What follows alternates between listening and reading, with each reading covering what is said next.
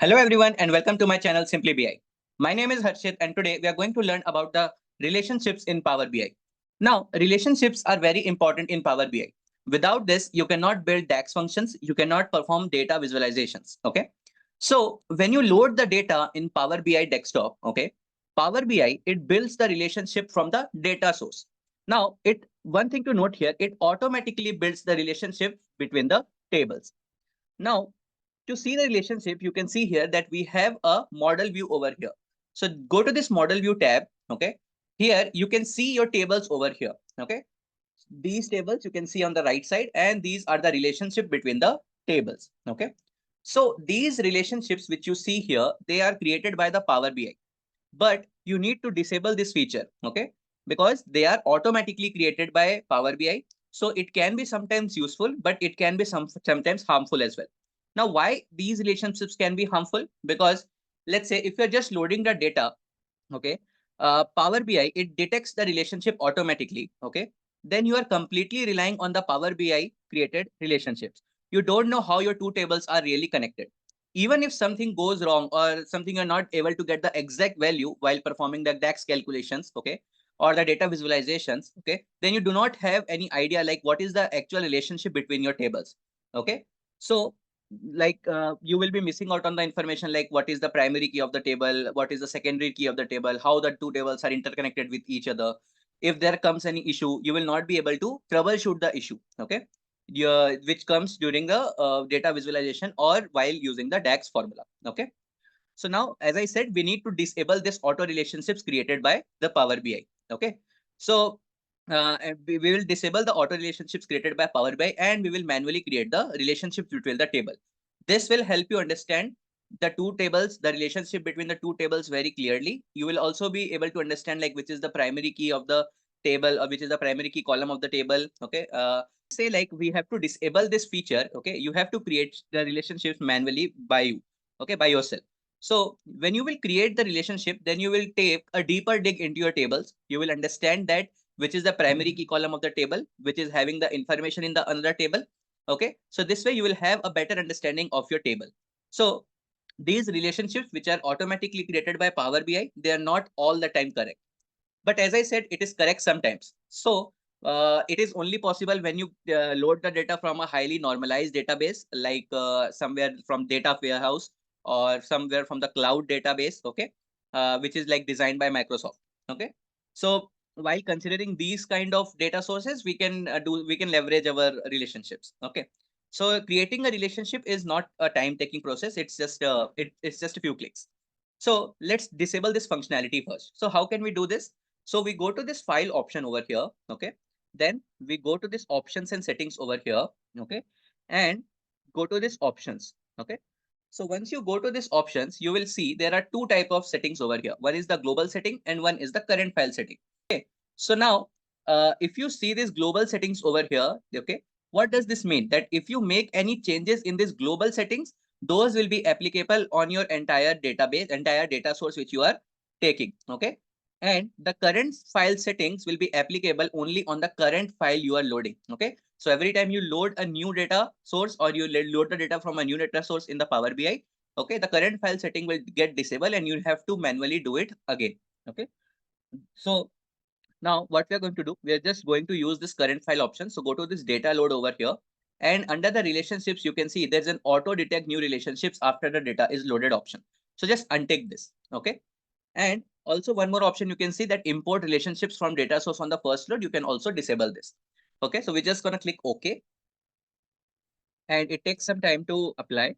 Okay. So now we have just disabled the auto detect relationship feature in the Power BI desktop. Okay. So what this auto detect feature do? Then why do we, what does happen? What happens in the backend when we are just using the auto detect feature of the Power BI? So it just detects the column names. Okay. If the column names are same, it just builds the relationship, no matter whether the data is correct or same. Okay. So we have just enabled the or we have just disabled the auto relationship feature in the Power BI desktop. Now we need to disable. Now one more thing, you can see the relationships are still here. So we need to delete these relationships. Okay. So how you can delete this? Just right click on this and click on delete over here. Okay. And click on OK. Great.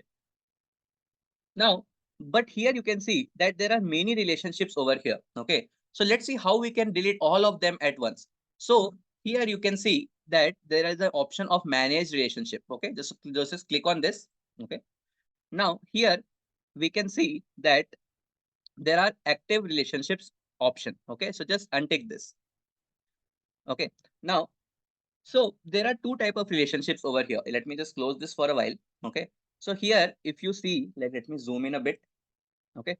So here you can see that there are dotted lines. Okay. Let me just move this table over here. Okay. So you can see there are some dotted lines over here. So solid line, it means active relationship, and dotted line, it means inactive relationship. Now, you might be having a question like, what is the importance of keeping this inactive relationships? Okay. In data model. So inactive relationships, they play a very important role. Okay. During the data modeling using the DAX means these inactive relationships can also be used by defining some functions.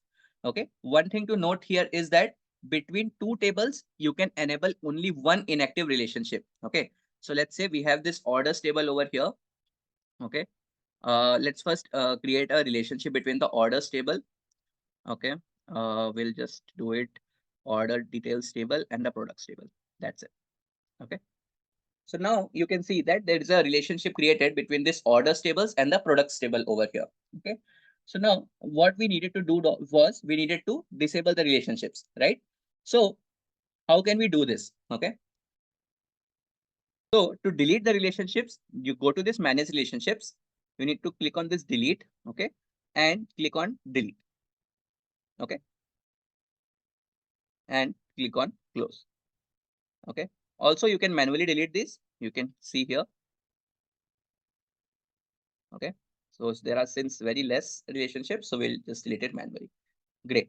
So now let's create a relationship first. Okay. Let's say we want to create a relationship between the two tables. So we go to this manage relationships. Okay. We click on this auto detect. Okay. It has found 5 new relationships, but since we are not preferring this, we'll not go with the auto detect feature. So just close this. Okay. Delete the relationships. Okay. And delete all. Delete, delete, delete. Okay. So click on this new over here. Now here it is asking me to select the table. Okay. So first I'll select the order ID table, order details table, and then I'll select the relationship between the products table. Okay. So here you can see that the product ID column is common in both the tables. So just select the product ID column. Okay. Now let's say, okay, next option you can see here is the cardinality option over here. Okay. So cardinality means it is a way like how your tables are connected. Here it is automatically selected as many to one. Okay. But let's say if I click the in the first table, I select the products table and then I select the order details table over here, then the cardinality changes to one to many over here. Okay. So this cardinality is generally I can say predefined, or it is automatically done. Automatically it do it automatically it changes according to the tables we have selected. So we are not going to test this. Okay. And always remember one thing, the cross filter direction will always be by default single. So we will keep it as it is. Okay. And then there is an option called make this relationship active. Okay. So we'll just click this. Okay. And click on close. Okay. So now you can see that we have a relationship created between the orders details table and products table. Also, there is one another way, okay, where you can create the relationship between the two tables. So let's say we delete this relationship. Okay. Now in the order details table, I want the relationship to be created between the product ID and the products table, also the product ID. Okay. So how I'm going to do that? So just click on this, move this over here to the product ID column. Okay. Now you can see that a relationship has been created over here. But this drag and drop feature, be very careful. Okay. While you're doing this, using the creating a relationship between doing the drag and drop feature, because this feature can be a little tricky or can go wrong if you just merge the columns in another way. Let's say if you merge the different columns, let's say I delete this relationship. Okay. And I click on this product ID, and by mistake I have just uh, created a relationship with this category ID. Okay. So now you can see here a warning over here. Okay. So I'll just not go with this. So I'll just select this product ID column and go with the product ID column in this products table over here. Okay. So now, as we are understanding about the cardinality, okay. So what does this one to many and one to many to one means? So let's say you have two tables. You have a customer table and you have a customer invoice table. In customer table, you have a customer ID column, which will be the unique value. It means for one customer, okay, one customer ID, there will be only one row. On the other hand, in your customer invoices table, you may have multiple lines for one customer ID. Okay. Now, so you can see that the relationship is created over here. Okay, great. So also one more thing you can do here, that you can also create a relationship between two columns. Okay. So let's say we have this product ID over here. Okay. And we have the product name column over here. So I can create a custom column, okay, which will have the concatenated value of this product ID and product's name column. Then I will rename the column. Okay. And then I can do the same thing in this products table. And then I can merge or I can create the relationship between those two custom columns. Okay. So this thing also you can perform, you can do this in Power BI while creating the relationship.